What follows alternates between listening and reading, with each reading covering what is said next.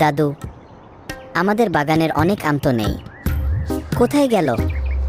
আমি তো কালই দেখেছিলাম এই গাছ ভর্তি আম ছিল।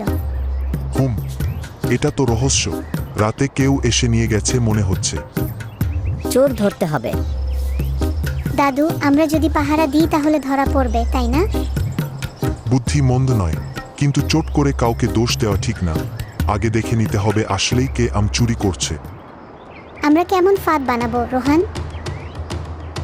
আমি এখানে একটা জালের ফাঁদ ফেলবো, তারপর আমরা রাখবো লোভ দেখানোর জন্য। কেউ আম তুলতে গেলেই ফাঁদ আটকে যাবে। বাহ, একদম গোয়েন্দাদের মতো কাজ করছি। দেখি তোমাদের ফাঁদ কাজ করে কিনা, রাতেই বোঝা যাবে। রোহান, তুমি কি কিছু দেখতে পাচ্ছ?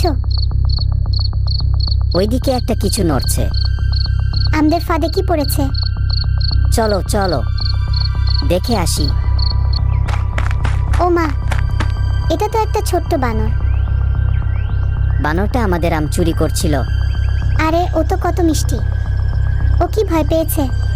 ও হয়তো খাবারের সন্ধানে এসেছিল। বানরেরাও তো ফল খেতে ভালোবাসে। তাহলে ওকে ভুল বুঝেছিলাম।